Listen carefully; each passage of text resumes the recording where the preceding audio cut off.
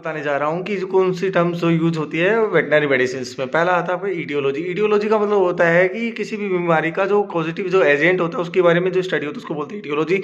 दूसरा आता है इसका प्रीडिस्पोजिंग फैक्टर। प्रीडिस्पोजिंग फैक्टर क्या होता है? कोई भी ऐसी चीज़ जो किसी जानवर को वो किसी इन्फेक्शन के लिए बहुत ज़्यादा प्रोन बनाते हैं उसको बोलते हैं प्रीडिस्पोजिंग फैक्टर अपन कह सकते हैं।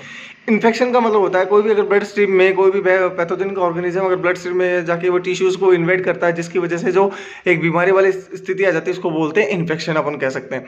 इंक्यूबेशन पीरियड क्या होता है? इंक्यूबेशन पीरियड होता है कि इन्फेक्शन से लेके और जो सिम्टम्स आने तक का जो समय होता है उसको बोलते हैं अपन इंक्यूबेशन पीरियड। सिम्टम्स क्या होते हैं कि किसी बीमारी का बाहर से जो क्लिनिकल मैनिफेस्टेशन जो अपने को दिख रहा है वो उसका सिम्टम्स होते हैं। प्रोग्नोसिस का मतलब होता है कि आप उस बीमारी का जैसे कोई भी सिम्टम्स वगैरह शो हो गए तो उसका आउटकम क्या हो सकता है, वो उसकी प्रोग्नोसिस हो गया। डायग्नोसिस एक तरह की कला होती है जिसमें आप किसी भी केस की हिस्ट्री के बारे में पता करके सिम्टम्स के बारे में और लेबोरेटरी टेस्ट के थ्रू उस बीमारी के को कंफर्म कर सकते हैं, उसको बोलते हैं डायग्नोसिस। अब आता है थेरेपी। थेरेपी का मतलब होता है उस बीमारी को ट्रीटमेंट करना, उसको ट्रीट करना।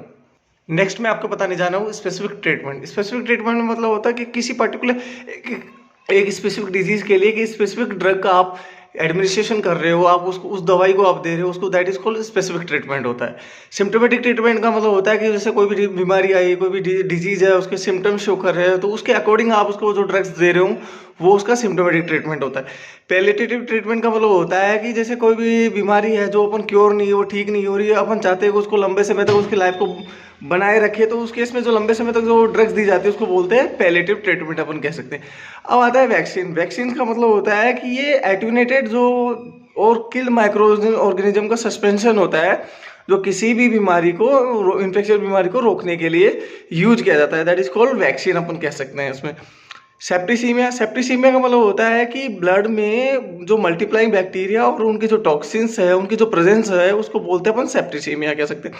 बैक्टीरिया का मतलब होता है कि जो नॉन मल्टीप्लाइंग बैक्टीरिया होते हैं ब्लड में उनकी जो प्रेजेंस को शो करता है that is called as bacteria कह सकते हैं। टॉक्सीमिया का मतलब होता है कि ब्लड में टॉक्सिन्स हो। और फीवर हो गया कि मतलब कोई भी इन्फेक्शंस हुआ और इन्फेक्शंस के साथ साथ उसमें बॉडी टेम्परेचर अगर बढ़ रहा है तो उसको बोलते हैं फीवर। एक टर्म आती है हाइपोथर्मिया। हाइपोथर्मिया में सिर्फ ओनली बॉडी टेम्परेचर बढ़ता है, कोई भी इन्फेक्शंस नहीं होता है। तो आज मैंने इस लेक्चर में आपको इसके बारे में कौन कौन सी टर्म्स यूज़ हो रही है, आगे नेक्स्ट वीडियो में मैं आपको वो टर्म्स के बारे में बताऊँगा।